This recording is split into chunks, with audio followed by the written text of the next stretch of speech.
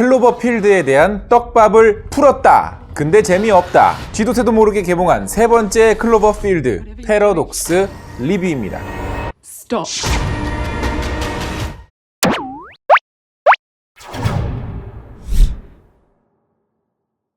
다국적 우주비행사들이 지구의 에너지 위기를 해결하기 위해 우주정거장에서 어떤 실험을 하고 있습니다. 무려 2년 동안 별다른 실적이 없었던 어느 날 우연히 실험에 성공하게 되지만 예기치 않은 사고로 지구가 사라져버리는 말도 안 되는 상황에 놓이게 되는데요. 전작인 클로버필드 그리고 클로버필드 10번지의 사건의 원인을 제공한 세 번째 SF 스릴러 영화입니다.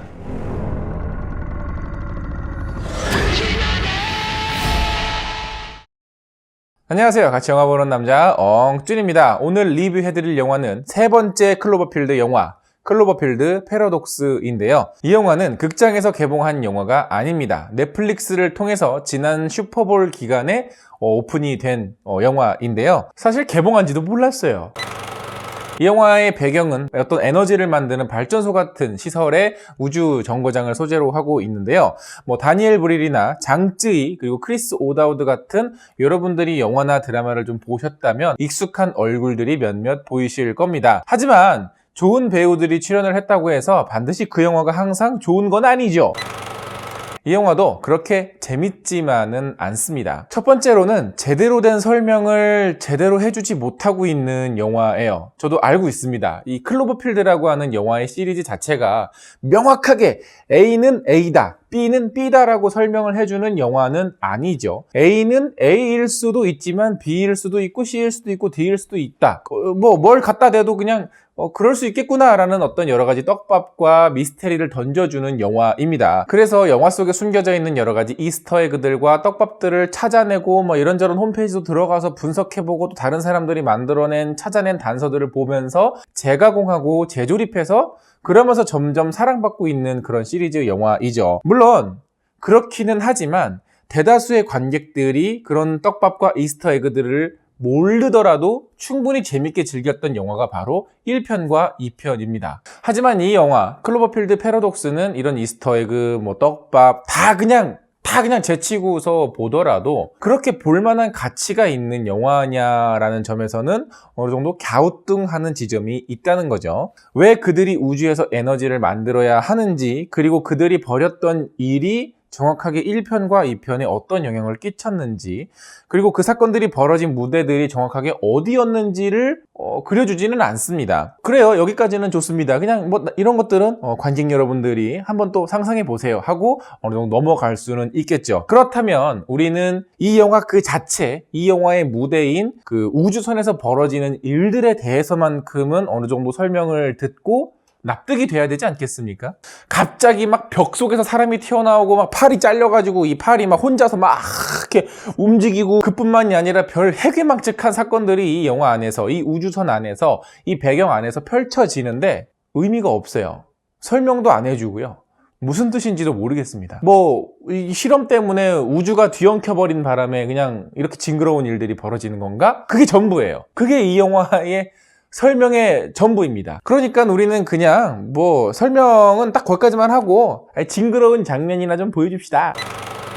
자, 또 하나 이 영화의 단점은 취약한 캐릭터들입니다. 분명 반가운 배우, 좋아하는 배우들이 출연을 하고는 있지만 이런 사이파이 스릴러 영화에서 보여주고 있는 단점들이 이 영화 안에서도 고스란히 드러나는데요. 이 영화 속에 등장하는 주인공들은 무언가를 해내야 되고 목적을 이루어야 되는 능동적인 캐릭터들이 아니라 그냥 다양한 직업을 가진 희생자들일 뿐이에요. 너는 엔지니어, 너는 함장, 너는 통신, 그리고 차례대로 희생자 A, 희생자 B, 희생자 C, 희생자 D, 그 이상도 그 이하도 아니죠. 그냥 각자 어떤 사건들이 벌어지면 지식 자랑하다가 끝이 납니다. 그렇기 때문에 그렇게 이 영화 속에 등장하는 캐릭터들에게 애정이 생긴다거나 매력을 느낄 만한 캐릭터는 전무후무하다고 봐야겠죠. 그리고 정말 어이가 없는 것은요, 굳이 안 해도 되는 행동들을 굳이 한다는 겁니다. 이 정말 어이가 없는 장면 중에 하나가, 이 주인공 중에 누군가가 이 다른 주인공들, 이 우주선을 좀 구하기 위해서 영웅적인 희생을 하는 장면이 있습니다. 그런데 갑자기 거기서 다른 주인공이 이렇게 얘기를 해요. 이거 원격으로 해도 되는데? 그러니까 그러니까 거기서 약간 벙찐 주인공이 아니야, 이거 해야 돼. 이거 내가 해야만 하는 일이야.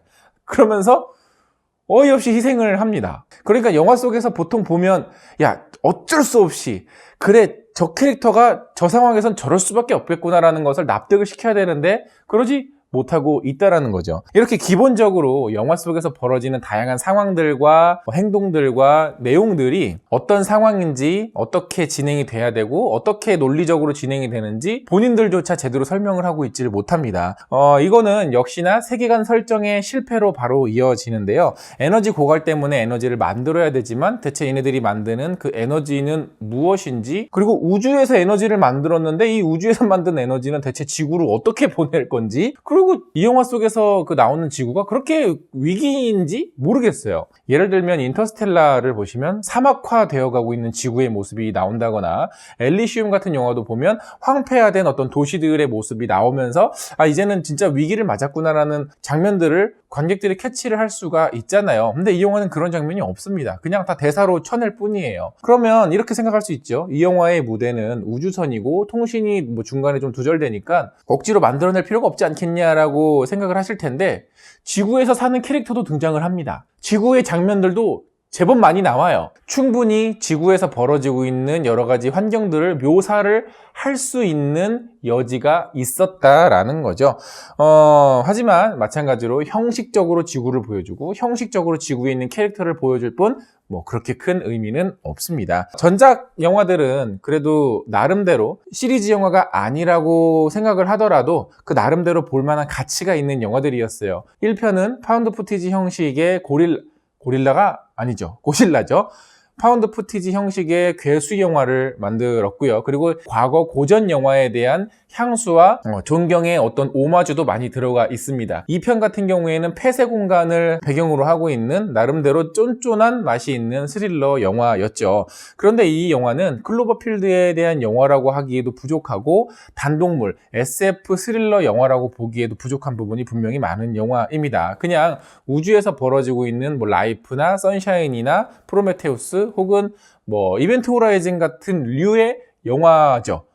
그런데 더 큰 문제는요, 앞서 제가 말씀드린 그런 SF 스릴러 호러 영화들보다도 한참 못 미친다는 겁니다. 그 영화들보다 무섭지도 않아요. 그 영화들보다 괴기하지도 않습니다.